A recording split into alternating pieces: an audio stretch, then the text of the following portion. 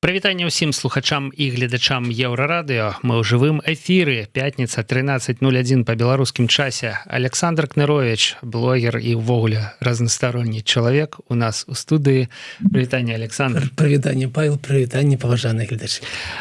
Сябры, як звычайна абмяркоўваем важныя тэмы і падзеі ў эканоміцы і ў палітыцы Беларусі і свету. Што-небудзь вы можете падказаць нам нейкія тэмы для абмеркавання у чаце трансляцыі, бо эфір у нас з Александром жывей нема. Куды? Весна, гормоны, что отбываецца.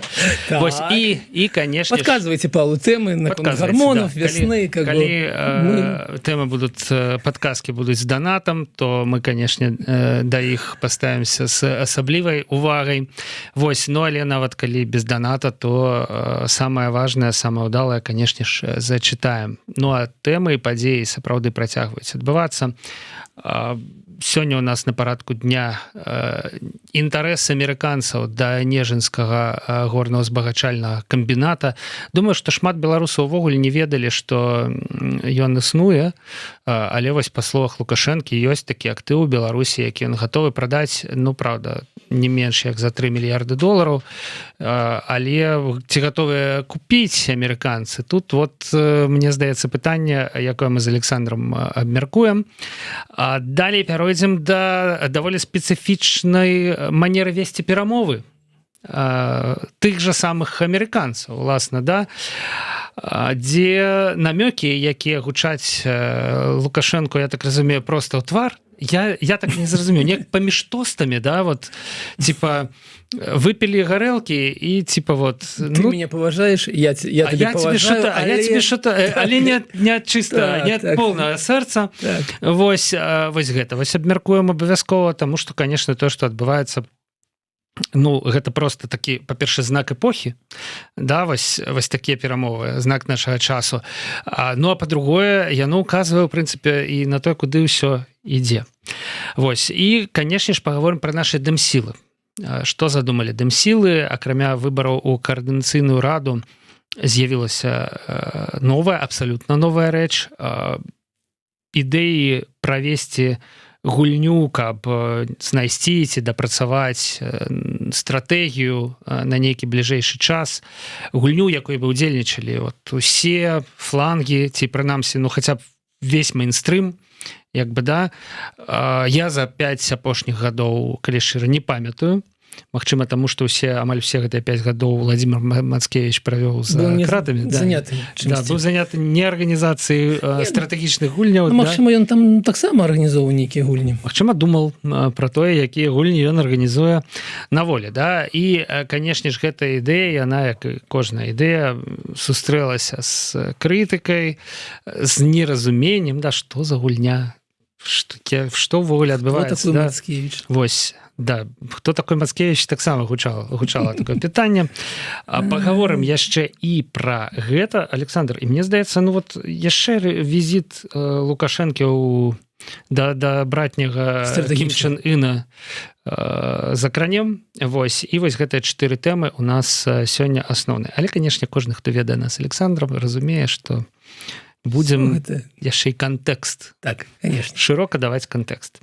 Чаму мы пачнем з Нежинскага горна-узбагачальнага камбіната? Таму што пра гэтае пытанне Александр выпусціў уласны відос на ўласным YouTube-канале, які так і называецца Кнырович. Вот яго ўжо можна паглядзець, ён там сціслы, я ўпэўнены, все па справе. Ну, а тут мы папросім Александра шырэй подзяліцца, расказаць тое, што не ўвашло. Ну і, канешне, зададзім яму пытанні, якія нас цікавяць. Александр, так што, набудуць амерыканцы ці не? Агульны адказ не, разыходзімся. Ніякія амерыканцы нічога не набудуць. На гэтым размова-то было, ну. Наша трансляцыя закончена. Ну, ведаеце, я вельмі здзіўлены, што вы кажаце, што трэба патлумачыць, што такое ввогуле Нежинскі камбінат, таму што я жыву ў свеце, дзе ўсё ведаюць.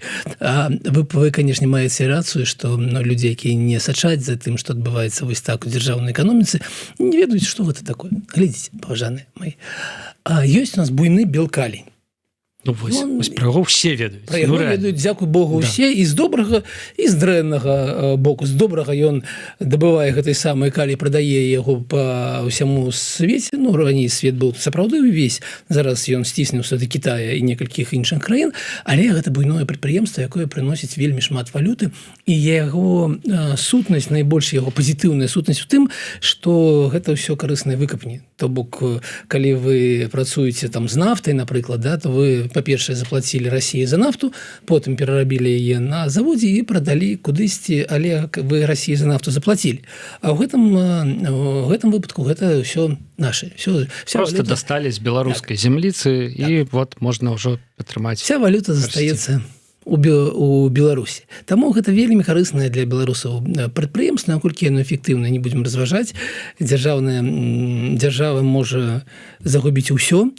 Вось. І аднойчы адзін сябар Лукашэнкі, сябар Міша, падарыў яму майбах і сказаў: не ведаю, Саша, а я таксама хочу дабываць калійныя ўгнаенні. Я не ведаю, гэта было до таго, як ён падарыў майбах ці пасля таго. Я таксама, Александр, не выключаю, што гэта былі ўзаемазвязаныя нейкія працэсы. А не ўжо. Увогуле там сяброўства было... Сяброўства было проста быццам бы з дзяцінства, да? Я падчас каранавіруснай вось гэтай ўсёй сітуацыі памятаю, як Лукашенко, ідучы па полі, просто вот так вот по телефону званіл сябру Мішы і казаў, што яму трэба 10 апаратаў МРТ. Вы, відаць, такое не памятаеце, таму што яшчэ вам не час. Быў тады сачыць за навінамі. Я шмат за чым сачыў тады, але не так вось... Ну, карацей, вот так вот было. Міша, у нас тут в Беларусі не хапае, а апараты МРТ ў той час былі вельмі каштоўныя рэчы, іх было рэальна не дастаць, таму што ўвесь свет спрабаваў неяк гэтую пандэмію прыручыць, спыніць. Вось, он такой: Міша, 10 апаратаў МРТ, калі ласка, типа, постав в Беларусь, вот так вот, да. Ну и, конечно ж, я думаю, что Александр мае рацыю, калі кажа, што Міша, чакаў, прынамсі, нейкіх шагоў, крокаў насустрач, да? І вось гэтыя крокі выглядалі менавіта так, што яму далі магчымасць без всялякіх тэндараў, без всялякіх конкурсаў, просто падаравалі магчымасць здабываць таксама калій, не тое, каб рабіць канкурэнцыю белкалію, аб гэтым зараз пагаворым, а здабываць калій у памерах у 5 разоў прыкладна меншых за белкалій на іншым радовішчы. І схема была такая: друг Міша, сябар Міша укладае $500 мільёнаў, там шмат што, таксама пазыкі, але пазыкі расійскіх банкаў. А Кітай дае крэдыт на $1 400 мільёнаў. І вось за 2 мільярда амаль будуецца гэта. Тады яно называлася Славкалій. У чым цікавостка? Разынка па-беларуску. Ну, цікавостка, разынка. Разынка – это изюминка. Конечно. Да. У чым разынка? Я блытаю польскія і беларускія словы. А у чым разынка? У тым, што Кітай даваў гэты пазыку не асабіста сябру Мішы і не прадпрыемству. Ён даваў ее пад гаранты Рэспублікі Беларусь. То бок атрымлівалася так, што все рызыкі на беларусах, на бюджэце, а весь прыбытак у кармане у Мішы. Вельмі добрая схема. І яны там дамовіліся аб тым, што ўвесь калій, які будзе там дабывацца, будзе ісці на 20 гадоў наперад у Кітай. То бок прыбытак гарантаваны. Схема супер. Усе ў плюсе, акрамя беларускага народа. Які атрымлівае крэдыт і мусіць выплачваць. Які будзе выплачваць. Вось. Ну, калі што. І ўсё было добра, пакуль Лукашенко не влез вайну, пакуль ён не стаў саўдзельнікам вайны, і пакуль на гэтую ўсё, у тым ліку і на Гуцрэева, і ў тым ліку на Беларусьбанк, які абслугоўваў гэтыя пазыкі кітайскія, не накладаліся санкцыі. Кітай сказаў: усё. Там была 2/3 была пракрэдытавана, і Кітай сказаў: усё, больш не дадзім грошай, бо санкцыі. І ў гэты момант штосьці адбылося, і ў друга Мішы забралі маёмасць. Бо гэта была прям сапраўдная нацыяналізацыя. Да. Мне здаецца, што іх стасункі, дарэчы, папорцілись з таго часу. Прынамсі, я больш не чую нічога Пра сябра Мішу, да, чамусьці звязанага з Лукашэнкам, з яго атачэннем там, і так далей. Слухайце, Міша такі непатапляльны. Яго некалькі разоў Расіі збіраліся пасадзіць. Ён некаторы час хаваўся ў Лондоне. Таму я не выключаю, што ён там за дзвярмі нешта вырашыў усё ж такі з Лукашэнкам. Але Павел мае рацыю, што так, на публіке аб гэтым ніхто нічога не гаворыць, а Міша аднойчы гада 2-3 таму даў інтэрв'ю аб тым, што яго кінулі на $500 мільёнаў. І вось такім чынам как бы у дзяржавы з'явілася такое прадпрыемства в 5 разоў меншае за Белкалі, якое стало называцца Недранежин, якое стало цалкам дзяржаўным і якое дагэтуль, наколькі я разумею, і не працуе асоба. Да, я сумнеюся нават, што яно дабудаванае, калі шчыра. Я таксама сумнеюся, бо гэта грошы. Калі мы яшчэ маглі, мы адпраўлялі журналістаў на пляцоўку будаўнічую. Гэта, канешне, было даўно, але там рэальна конь не валяўся проста. Ведаеце, што мы там знайшлі прамёрзлую землю, адзінокі самотны бульдозер. Такое крыцей. Адзінокі бульдозер – гэта мультик студыі Pixar. Але пры гэтым Лукашенко кажа сёння, што гэта все каштуе 3 мільярды, якія чамусьці амерыканцы не хочуць плаціць і гандлююцца. Відаць, яны таксама з'ездзілі туды паглядзець. Ведаеце, мяне падмануў Лукашенко. Ён казаў, што ён амерыканцаў заведзе ў МАК, і чамусьці колу макі не паказалі Макбая, і таму я так спадзяюся, што кол і на Нежин не ездзіў. Але сапраўды Лукашенко пазіцыянуе становішча так, мы разумеем, што шукаюцца магчымасці для такой вялікай угоды, для big deal. Гэтай магчымасці пра іх прагаворваюцца Лукашенко, вось тут мы можам купляць нейкія рухавікі у Амерыцы, нешта іншае, но мы разумеем, што раней стасункі гандлёвыя вось у гэтую пяцігодку адлігі 15-20 год паміж Беларусіяй і ЗША былі вельмі малыя. То бок у нас няма такіх натуральных прычын супрацоўнічаць. Гэта ўсё такія вымушаныя такія нейкія пошукі. І вось сярод іх гучыць прапанова Лукашэнкі прадаць той самы Недранежин амерыканцам за 3, яшчэ там палічыць урад, яшчэ там нешта далічыць, і вось мы ім прапануем купіць, і вось спадар Коул вельмі заінтарэсаваны. Александр, я вам скажу, што спадар Коул не тое, каб не дэманструе пэўную зацікаўленасць.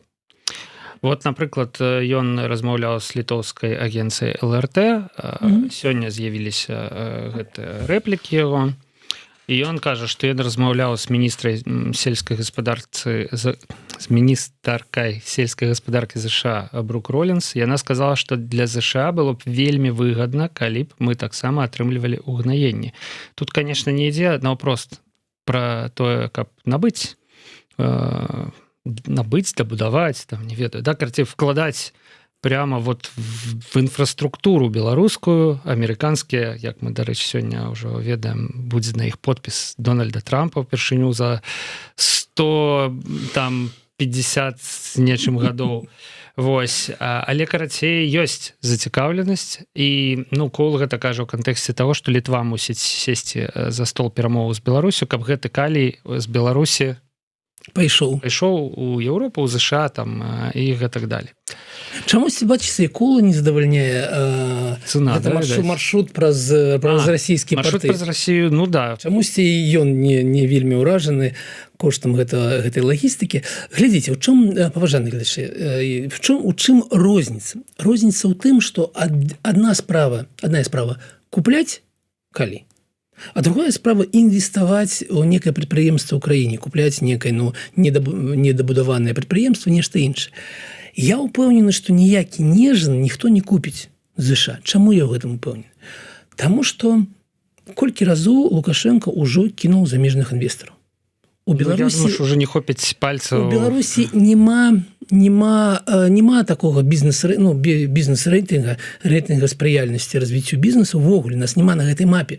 Таму што калісьці мы ставілі себе мэту трапіць у топ-30, а былі там 50 нейкай краіны. Вы здзівіцеся, Александр, недавно выйшаў чарговы Doing Business. І што мы есть? Ёсць Беларусь. Якому? І гэта я так здзівіўся.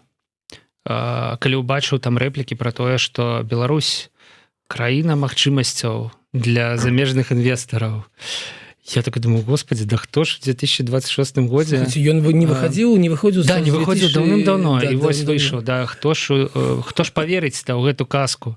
Да, про тое, што Беларусь 2026. Але вот працуюць людзі. Слухайте, пагляджу, бо магчыма мой... Я абсолютно згодны, што не выходзіў вельмі шмат гадоў, вось цяпер выйшаў. Слухайте, краіна магчымасцяў. Ладно, мы кінулі некалькі разоў замежных інвестараў, но у нас же дзейнічаюць зараз два указа прэзідэнта.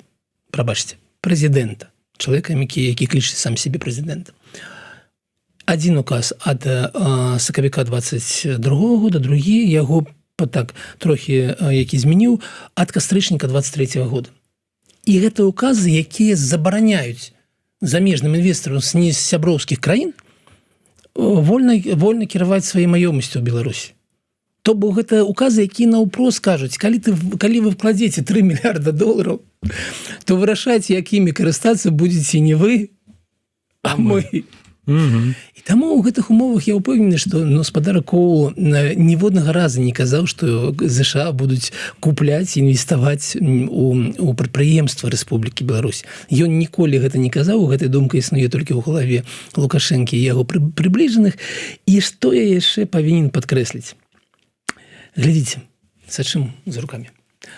15 гадоў таму Лукашенко сказаў: мне тут прапановалі $5 мільярдаў за Белкалі, потым 15, я сказаў, менш чым з 30 не падыходзьце. Так і было, пацвярджаю.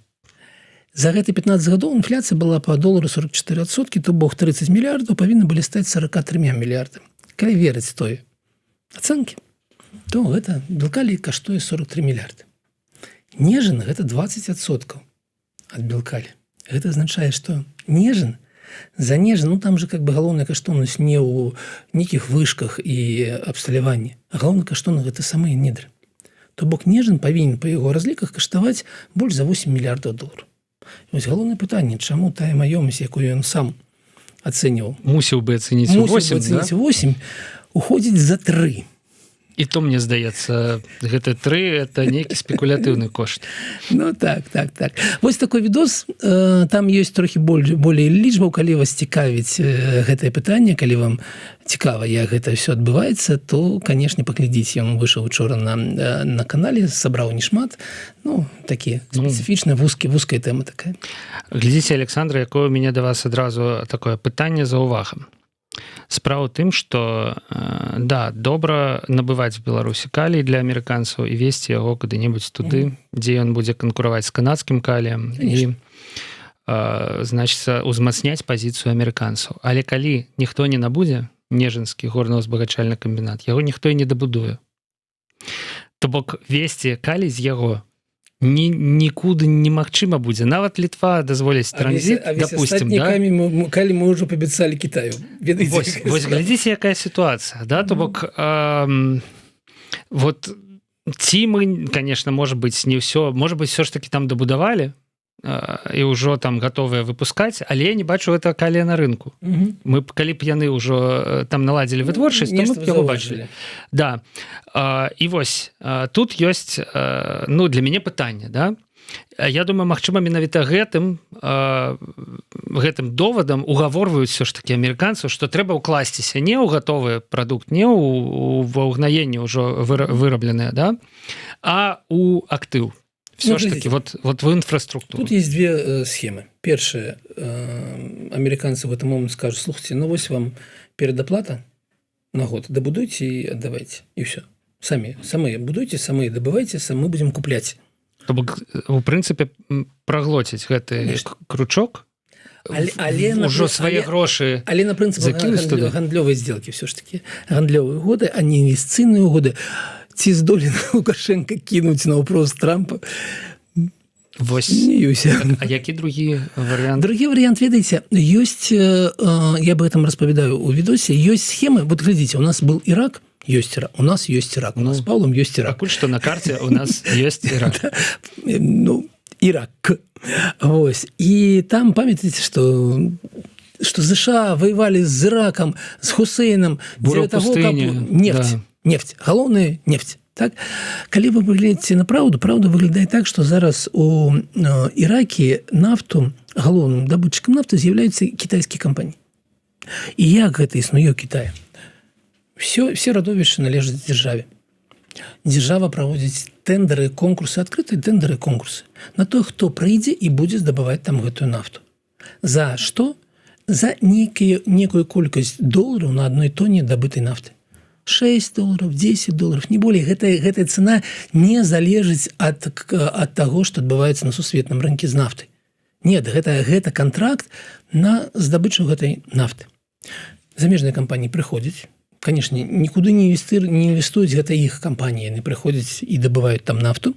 Вся гэта нафта належыць дзяржаве, і потым дзяржава прадае яе Кітай, кудысьці яшчэ, і так адбываецца, што шмат чаго набывае Кітай, там працуюць кітайская кампанія, але самая схема, радовішча належыць дзяржаве, дзяржава прадае штосьці Кітаю, а кітайская кампанія являецца такім, тэхнічна абслугоўваюць этот працэс. І, магчыма, такая схема магла бы быць і ў Беларусі, калі б нехта ў гэтым был зацікаўлены, гэта магчымасць нічога не набываць у беларускай дзяржавы і не аддаваць ніякую ўласнасць беларускай дзяржаве. Да, такія схемы сапраўды маглі б працаваць, але тут ёсць яшчэ адзін нюанс, Александр. Мне здаецца, што амерыканцы, нягледзячы на тое, што ў прынцыпе іх досвед стасункаў з амерыканскімі краінамі мусіў бы нечаму навучыць, напрыклад, нацыяналізацыя іх амерыканскага нафтаздабываючага бізнесу ў Венесуэле. Яны сёння не так-то і баяцца супрацоўнічаць з Лукашэнкам. То бок вось літоўцы, напрыклад, да, яны, памятаеце, літоўскія перавозчыкі пікетавалі у Вільні парламент, да, і патрабавалі, каб іх дзяржава нешта не паўплывала, да, на беларускую, каб беларусы выпусцілі затрыманыя ў Беларусі фуры. А вось літаральна днямі я быў у Киеве на канферэнцыі беларуска-украінскай, там быў літоўскі спікер Віціс Юрконец, і ён сказаў, што мы ж не можам прыватніку загадаць, што рабіць, а чаго не рабіць. Прыватнікі працавалі з Беларусю. Это іх рызыка. Іх кінулі. Это іх праблема. Да? Мы ўсіх папярэджвалі, як дзяржава. Прыватнікі рызыкнулі і у гэтай сітуацыі прайгралі. Да. Цяпер, дарэчы, вось па 6 тысяч еўра у сярэднім з фуры вымушаныя плаціць за... Мне вельмі радуе, калі это называецца стаянкай.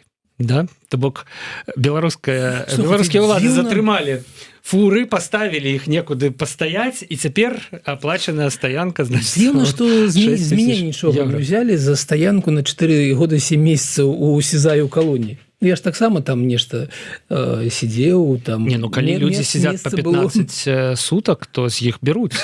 Да, там выставляць рахунак за харчаванне там, і так далее. Так што сапраўды, Александр, дзіўна. Відаць, з вашага заробку вылічвалі. Я так думаю, гэта уладкавана хутчэй за ўсё так. Але амерыканцы чамусьці не баяцца. Нягледзячы, што свежы прыклад вось датуецца кастрычнікам, там, лістападам 25-го года, калі літоўскія фуры раптам чамусьці сталі невыезднымі з Беларусі. І мала того, што амерыканцы не баяцца, Коул там заходзіць проста з казыроў. Ён кажа, ты думаеш жа, Лукашенко, вот глядзі, за столом з кім ты сидзеў? Там Мадура, хто там яшчэ? Куба. Хаміней. Да, Куба вот на чарзе, Іран твае сябры, да?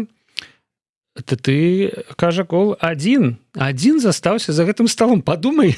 Для чаго ўсё ідзе? Такая картинка намалявалася, глядзіце, там прилетеў Лукашенко дзеля гэтага і прилетеў да Кім Чен Ына. Каб все ж таки, я не адзін. Сядзяць такія вдвоем за столом, такія, знаете, да? В цішыні такія сумуюць па астатнім. Цалкам магчыма, Александр, я нават думаю, што это добрае тлумачэнне, што Лукашенко раптам неспадзявана абвясціў пра візіт у Паўночную Карэю, паляцеў тады, каб паказаць Коулу, што ён вообще-то не адзін яшчэ. Давайте, может быть, с Кима почнем все ж таки, да, а мяне откладем на крыху подали. Але вот факт у тым, что мне здаецца, что амерыканцы, як бы это сказать, вераць у тое, что у іх атрымаецца абараніць сваю ўласнасць у Беларусі, калі раптам што. Ведаеце, паважаны сябр, паважаны Павел, паважаны сябры. Адно і тое, што кажуць Коул. Кол гэта ж дыпламат.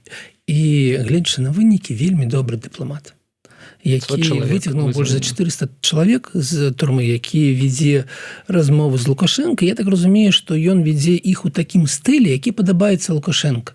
Лукашенко з ім как бы... Па-пацанску, так. Па-пацанску, так. Там хамства, там гарэлка, там... Я, калі чытаў гэта, ну, канешне, как бы, конечно, у наступны раз ты думаеш, блин, хто кантралюе краіну? Вось, ну, што за мурло кантралюе краіну? Прабачце, Павел, ну, я калі-некалі павінен об этом казаць, так? Але ввогуле Кол дыпламат, які вядзе такія перамовы, і ён, магчыма, ввогуле не разумее спецыфіку інвестыцыю і спецыфіку, як на гэта глядзяць людзі, якія займаюцца буйным бізнесам. У іх будзе іншы погляд. І калі Трамп сабраў вокруг сябе гэтых нафтавікоў, калі ён арыштаваў Мадуро, і сказаў, все, мы можем дамовіцца, ідзіце ў Венесуэлу, яны не былі зацікаўлены. Все нафтавікі сказалі, хлопцы, нам 2 разы там кінулі ўжо Венесуэлю. То бок яны да яго былі вельмі так халодна паставіліся, таму што праект у Венесуэле гэта некалькі гадоў ты ўкладаеш, каб восстановіць тое, што было разбурана Чавесам і Мадуро, таму што там зменшылася здабыча ў 3 разы. Вось такое было дзяржаўнае кіраванне нафтай, здабычы нафты, што калі как бы сышлі з заходняю кампанію, 3 разы зменшылася здабыча. Так вось яны логіка, сама погляды на жыццё тых, хто інвестуе, і дыпламатаў, яны могуць быць вельмі розныя. Но вы закранули как бы тое, што Кол давіць у тым ліку і на Літву. І ён кажа, садзіцеся і дамаўляйцеся з Лукашенко, і нам патрэбен гэты транзіт калію. Так? І, канешне, ў гэты момант, ведаеце, калі б я быў прэм'ер-міністрам Літвы, напэўна, гэтага не будзе ніколі. Напэўна, я б таксама гандляваўся за тое, каб, напрыклад, на мяжы паміж Літвой і Беларусю з'явіліся 2-3 тысячы амерыканскіх жаўнераў. І тады, магчыма, нейкі перамог. Так, каб, ведаеце, найбольшая пагроза, напад на Літву з боку Беларусі расійскімі сіламі быў бы нападам на амерыканскую армію. І ў гэтым момант, магчыма, там любыя перамогі. Ну, я думаю, што Літва можа шмат умоваў выстаўляць. Вось, калі сітуацыя выглядае менавіта так, што ўсё ж такі і амерыканцы яе угаворваюць, да? Так. Пачаць гэтыя перамовы. І Беларусь ужо вся і знамікалась. Як бы, да, ну, давайте ўжо... Уже і фору затрымала. Уже і ўзровень сказалі, на якім мусіць гэтыя пераговоры адбыцца, да, які хочуць бачыць у Мінску. Літва все ні в какую. Ну, в прынцыпе, паглядзім, якія умовы. Я думаю, што, канешне, нацыянальная бяспека будзе адным з першых патрабаванняў. Ну, і сітуацыя на мяжы... Паглядзіце, як гэта не супадае з афіцыйнай прапагандай. Беларуская афіцыйная прапаганда заўсёды казала, што і Літва, і Польша гэта такія, ну, што імі куклаводзяць з Вашынгтону. Калі справа да справы, ніхто нікім не куклаводзіць. Ну да, цяпер Вашынгтон як бы кажа, ну давайте вы не дёргая за нітачкі там, і літоўскія палітыкі смірна ідуць там да Лукашэнкі, ці да яго нам міністра замежных спраў, там вось такі будзе нейкі ўзровень.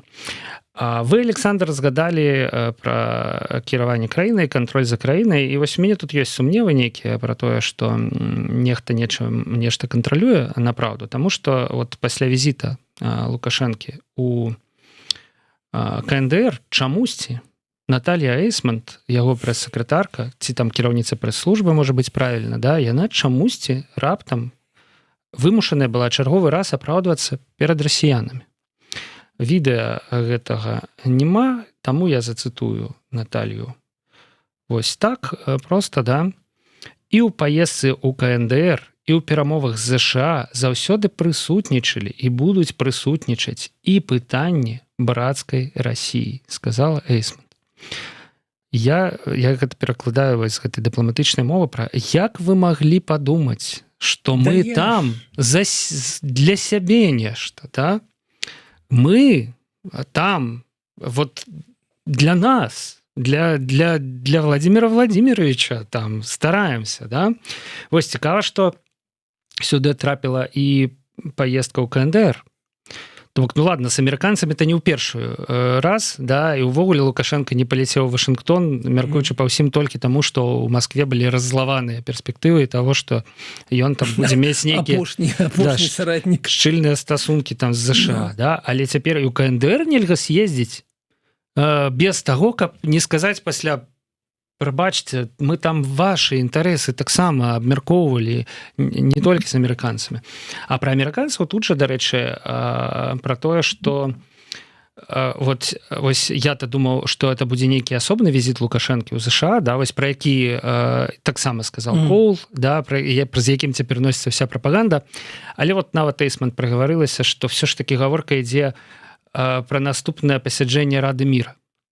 То бок гаворка ідзе не пра тое, каб Трамп запрасіў Лукашэнку асобна прыехаць у Вашынгтон, а просто каб ён яму дараваў, па-першае, што ён не прыехаў першы раз, не прыняў запрашэнне, да, і просто каб запрасіў яшчэ раз. І вось яна кажа: калі пасяджэнне будзе у гэтым годзе, і калі гэта будзе прыемлема для беларускага боку, окей, ладно, абавязкова наведаем гэты самміт.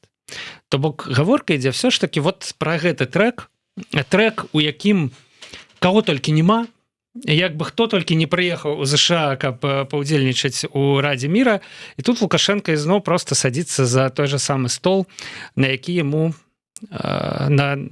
намекнуў Джон Коул, да, то бок ніякага такого, ніякай надзвычайшчыны, як любіць казаць той же самы Лукашенко, да, у гэтым запрашэнні няма ў ім такого вот, што я бачу раней. Слухайте, ну, па-першае, мне гэта ўсё нагадывае, я сябе так недарэчна адчуваю, Нік. Чаму? Таму што мне заўсёды падавалася, што стасункі паміж краінамі і стасункі паміж лідарамі, будзем гэта так называць, павінна будавацца на чымсьці грунтоўным і не могуць выглядаць як, ведаеце, як такія адносіны дзяўчынак у 8 класе. Ты прыйшоў, ты не прыйшоў, ты пазваніў, ты не пазваніў. А я вось так паглядзела, а вось там, ну, прабач, я тут з ім. Ну, вось, ну, гэта все адбываецца, як быццам мы маем справу з, ну, гэта з боку Пуціна ревнасць? Ці што? Ну, як гэта выглядае? Таму што, ну, сапраўды, как бы, вось калі вы паглядзіце на тое, што зараз адбываецца ў Крамля з Трампам, так не адбываецца нічога і не атрымліваецца нічога. Весь этот дух анкорыджа, ён кудысьці дзеўся, і как бы і Пуцін збірае гэтых сваіх алігархаў на, ведаеце, было там паседжанне одно адкрытае, а потом зачыненае, так, і просіць у іх грошы на вайну. Гэта навіна мінулага дня. Самы прыкол, што толькі 2 пагаджаюцца. Ну, 2 афіцыйна пагаджаюцца, остальных неяк так, 2 разумеюць, в чым справа, і кажуць: да. Так, вось. І Пуцін становішча, калі Трамп яму нічога не прапануе, увогуле. Украіна, ну, стаіць Украіна. Украіна, як, дай Бог яму, як твердыня, нікуды не рухаецца, і мне падаецца, на 9 траўня зноў будуць адзначаць Купянск. Канешне, зноў будуць браць Купянск у 5 раз, кагось узнагародзяць медалямі за 5-е ўзяцце Купянска. І Пуцін зараз выглядае як чалавек, які, ну, прайграў. Не ў сэнсе, што прайграў вайну, канешне, да гэтага далёка, а які на гэтым моменце апошняя падзея была той самы Анкоридж, далей былі нейкія перамовы, а зараз все стало. І нічога не адбываецца. І ён на гэтай сустрэчы сваім алігархам кажа: ну, мы будзем ваяваць, пакуль не выйдзем на межы Донецкай вобласці. Гэта што за супермэта? Гэта што за, ведаеце, гэта прэзідэнта міра, дасягнення. Ён выйшаў за 5 гадоў на тыя межы, якія как бы павінен быў яшчэ ў 2014 году. Ну, разлічваў, да. Разлічваў, так. То бок Пуцін у такім становішчы, і ў гэты же момант якісьці васал, які цалкам залежыць, які бегае па першаму гэтаму саму, вядзе паспяховыя перамовы з амерыканцамі. Выпускае палітвязняў, гандлюецца, магчыма, будзе гэта пагадненне вялікае, налажвае стасункі з тым, з кім у цябе вельмі ўсё дрэнна. І калі вы будзеце мераць псіхалогію дзяўчынкі ў 8 класе, то вы зразумееце, чаму Эйсмонт апраўдваецца. Калі б вы как бы все ж таки, ну, былі ставіліся па-іншаму, гэта было бы, конечно, незразумела. Але, на жаль, мы жывем, конечно, у гэтым свеце, і што яшчэ падкрэсліў, я быў бы за тое, каб у Беларусі была, напрыклад, я казаў шмат разоў, напрыклад, другая атамная станцыя, калі б яна ўвогуле была патрэбна, амерыканская. Чым больш США, Еўропы і іншых краін Беларусі, тым менш там Расіі. Таму остаецца только здароўе і сілу Лукашенко пажелаць у гэтай барацьбе. Я, конечно, не жартую. Гэта не мои пажаданні, але вось так дзіўна зараз выглядаюць гэтыя стасункі. Давайте далее, Александр. Давайте. У нас яшчэ ёсць две невялікія тэмы і, умоўныя 5-10 хвілінаў. Першая тэма, яна фармулюецца так. За 2025 год беларусаў стала на 53 200 чалавек менш. Гэта афіцыйная статыстыка. Гэта статыстыка, у якой як жыхары Беларусі улічаныя мы з вами і ўсе іншыя людзі, якія з'ехалі з Беларусі і жывуць цяпер у іншых краінах. Але нават з улікам таго, што нас палічылі там, да? Все роўна лічба даволі сумная. Беларусь яшчэ на один крок наблізілася да вось гэтага парога. Афіцыйнага парога 9 мільёнаў. Да, то нагадваю, у 94 было 10,5. Нет, 10-240, будем докладами. Ну, ладно, больше за 10, короче. И далее вот мы так чик-чик-чик-чик-чик-чик-чик, да, и вось мы там уже в близкости у 10 до 9 мільёнаў, и яшчэ год-два. Гэта, конечно, вельмі залежыць ад афіцыйнай статыстыкі. Ну, афіцыйны год, напэўна, застаўся. Вот, ну, год, карацей, да, таго, каб беларусаў ўжо афіцыйна стала менш за 9 мільёнаў. У мяне, конечно, ёсць пытанне да гэтых лічбаў. Чаму? Ну, я просто першую старонку нават апрацаваў, колькі было ў 25-м па абласцях, колькі ў 26-м. І я бачу, што даволі синхронна, ад 8 до 11 300 з кожнай вобласці, як бы это сказаць, выбыла, знікла людзей. То бок роўненька. Чамусьці вось гэты адмоўны рост, ён даволі роўна. І два выключэння у нас гэта Мінск і Мінская вобласць, у якіх за год стала менш. У Мінску на 1639 чалавек, а ў Мінскай вобласці на 1620. Я могу патлумачыць. Не, ну а чаму так роўна? Я вот гэтая... Не, чаму ў Мінску і Мінскай вобласці меншы адток? Это ясно, тому что люди едуць в Мінск. Да. Але чаму 1639 і 1620? Чаму так роўна тут? І чаму амаль роўна па ўсіх па іншых абласцях? У мяне, ведаеце, я калі такое бачу, я доказаць не могу, як бы, да, але у меня заўжды такое ощущение, что как-то вот знаете, вот размазали так вот просто ровненько, да, вот. Ну а Мінская область, это, конечно, у нас іншая, але і тут роўненька, як бы, да, вот так вот, да. Вось, таму я думаю, что, конечно, беларускія статыстычныя майстры змогуць размазаць яшчэ, можа быць, і на 2, і на 3 гады гэты сумны шлях насельніцтва Беларусі ўніз да 9 мільёнаў. Ну, але да, вот год, у прынцыпе, ёсць. Амаль 100 гадоў назад у СССР правялі перапіс насельніцтва, а потым расстралялі тех, хто правадзіў. И провели заново. И память про это живе у сердцах працоўнікаў статыстычных ведомств. Ну что ж сказать, да, не трэба займацца шкодніцтвам. Кусаць кармяшчую руку, як тут таксама можна. Ой, слухайте, ну калі сапраўды без жартаў, то, конечно, мы разумеем, што падзенне насельніцтва Беларусі, вось яно самае, у гэтым сэнсе самае цяжкае становішча ў краінах Еўразвяза, яно ў Латвіі. І у нас падзенне насельніцтва ідзе у тым самым тэмпе, якім яно зараз ідзе ў Латвіі. Таму што у Польшы амаль стаіць, у Літве некалькі гадоў расло, у Эстоніі расло, і там плюс-мінус, але гэта ўжо столь, некая стабільнасць, так? А ў Беларусі, дзякуючы эканамічным становішчы, дзякуючы вайне, у якой мы хацім, мы не хацім, але мы існуем в гэтай вайне, так? Мы не ражаем. Калісьці у нас было амаль 120 000 родаў нараджэнняў на год, а зараз гэтая лічба каля 60, меней 60, то бок у два разы меней. І гэта, канешне, калі казаць пра некую стратэгію развіцця краіны, то гэта катастрофа. Таму што няма ніякіх надзеяў на то, што ведаеце, як адбудзецца там будзе скончыцца вайна і ўсё зацвіце, заквітнее. Там знімуць санкцыі і жанчына вырашыць, што трэба ражаць. Няма простага вырашэння і няма такога ж хуткага вырашэння. Каб спыніць вось гэтае падзенне дэмаграфічнае, трэба там шмат працы і ўвогуле трэба ведаць некая перабудова сэнсу, таму што у сённяшняй краіне адзін максімум одно дзіцё на жанчыну і ўсё. Ніякая Качанова, ніякі Лукашенко не просто вербальнымі інтэрвенцыямі не пераканае людзей, калі няма магчымасцяў.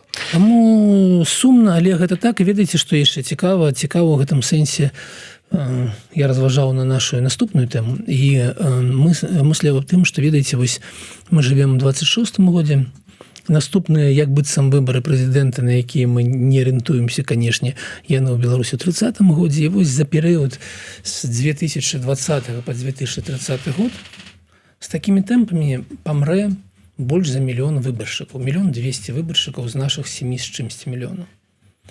Гэта ў асноўным больш за 50% гэта былі прыхільнікі Лукашэнкі. Зусім не ўсе. Мы бачым, што і ў гэтай катэгорыі старэйшых за 50-55 гадоў ўсё роўна там трохі болей за палову, але трохі меней за палову людзі, якія не падтрымліваюць Лукашэнку ўсё ж такі. Але гэтае пакаленне сыдзе, за ім ідзе наступнае пакаленне. І ввогуле у перыяд магчымасці кагосьці абіраць уваходзіць пакаленне, якое, канешне, будзе значна менш па колькасці. Гэта будзе не 1 200 000, а там 800 000, напрыклад. Якое, ведаеце, яно не тое, што не падтрымліваюць Лукашэнку. Яно не ведае, хто такі Лукашэнку. Яно не пражыло ўсё, што пражылі людзі, якія старэйшыя за 65 гадоў. Яны бачаць Лукашэнку, яны не глядзяць тэлебачанне. Ввогуле. Яны, канешне, нармальныя людзі там круцяць каля віска, калі ім распавядаюць пра БРСМ, пра Хатынь, пра вайну. Нармальны чалавек гэта не з'есць. У 21 стагоддзі чалавек, якому 20 гадоў, не будзе гэта патрабляць, яму не цікава гэта. Ён пойдзе ў працуючы YouTube і будзе глядзець прадукцыю, прабачце, сусветную прадукцыю, там кіно голлівудскае і ўсё астатняе. І вось входзіць гэтае пакаленне у той перыяд, калі яно будуць кагосьці абіраць, бачачы Лукашенка толькі вось у дзікам выглядзе на трыбунах хакейнага дварца з умкай і наступнай эскортніцай побач. І ўсё. І вось гэта какое-то такое цікавае становішча. Яны і 20-й год не будуць памятаць. Яны не будуць нічога ведаць пра 20-й. І Ціхановская для іх таксама будзе чалавек, персона з мінулага. Ведаеце? Но гэта вось такая з'ява, якая патрабуе сэнсавання. Час нам усім задумацца пра тое, як жа мы застанемся ў гэтай гісторыі і ці застанемся увогуле. Да? Аб гэтым мы будзем думаць. Да. І вось, я хацеў перайсці да нашай апошняй тэмы. На адным сайце, незалежным беларускім сайце, з'явіўся артыкул пра гульню, якую ладзіць Владзімір Мацкевіч. Стратэгічная гульня з мэтай сабраць палітыкаў, і не толькі палітыкаў, вельмі шырокія. Там мусіць быць і бізнес, і журналісты, карацей, все, хто прадстаўляюць сабой нейкі дэмакратычны рух, грамадства.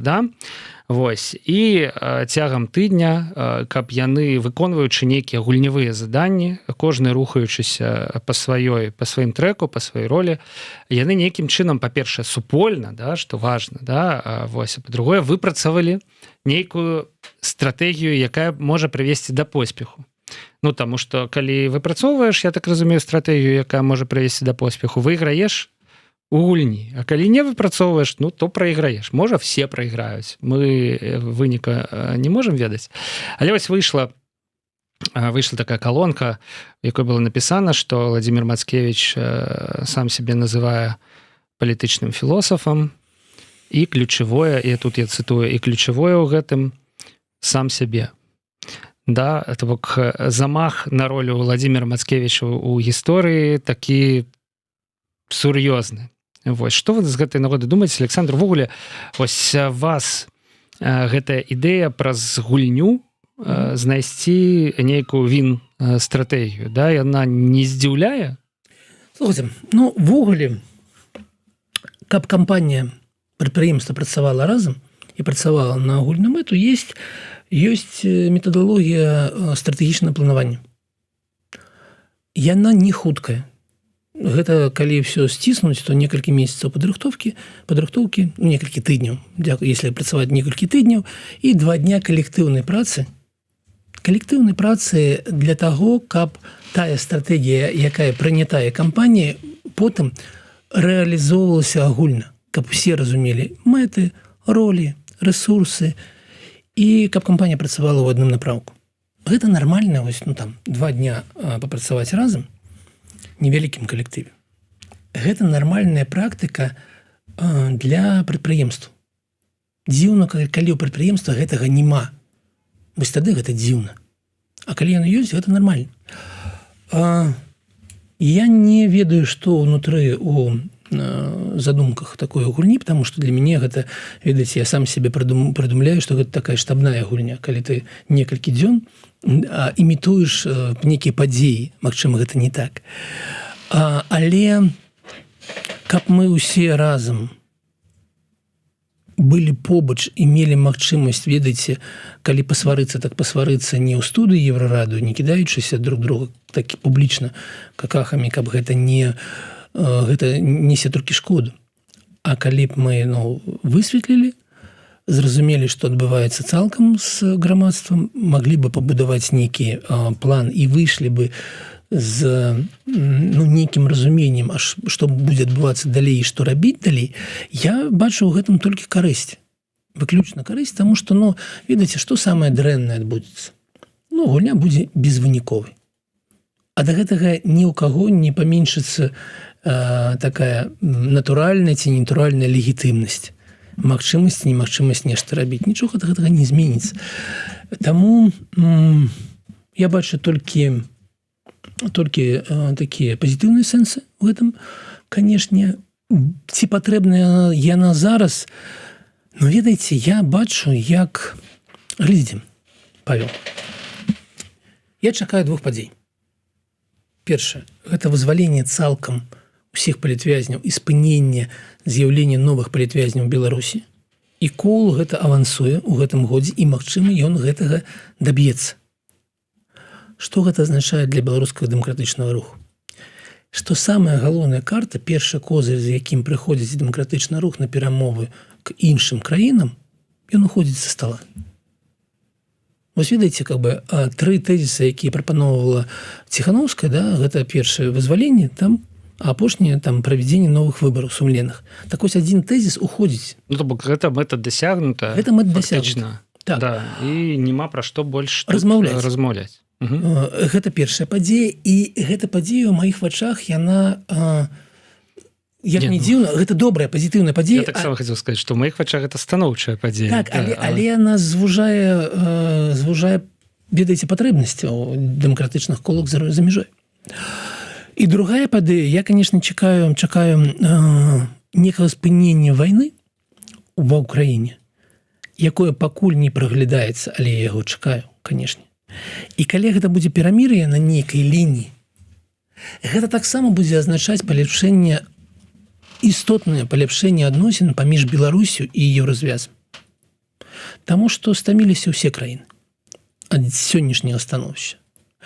І гэтыя 2 падзеі будуць прыводзіць дэмакратычнае кола за мяжой да неабходнасці пошука сваёй новай ролі, новага месца ў новай канфігурацыі. І таму сёння, калі мы аб гэтым кажам, то, канешне, патрэбна садзіцца і падумаць, памысліць разам аб тым, што будзе адбывацца далей і як гэтым усё будзе існаваць. Наконт таго, што гэтую гульню, а ведь у тым артыкуле галоўны тэзіс, хто такі Мацкевіч?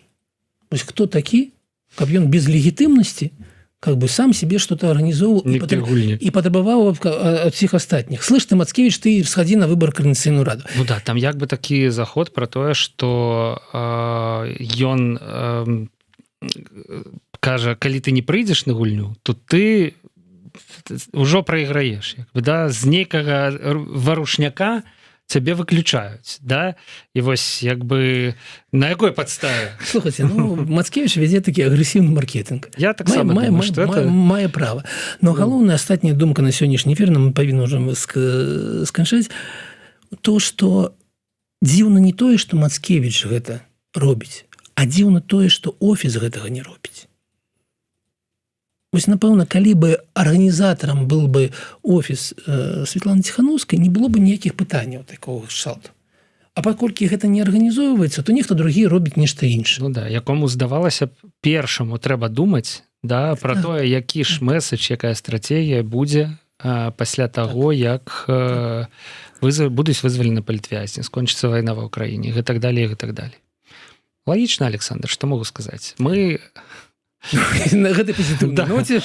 Мы тут і стараемся, паважаныя слухачы, гледачы, каб все вот в наших разважаннях было лагічна, да, каб вы з вось гэтай неразберыхі тотальны, да, на вот час нашага эфіру патраплялі у нейкую прастору логікі і дасціпнасці все ж таки, да. Александр Кнырович, блогер, быў у студыі Еўрарадыё, Павел Свердлоў працаваў пры мікрафоне. Дзякую вам, што слухалі і глядзелі, сябры. Александр, да пабачэння, і вам да пабачэння таксама.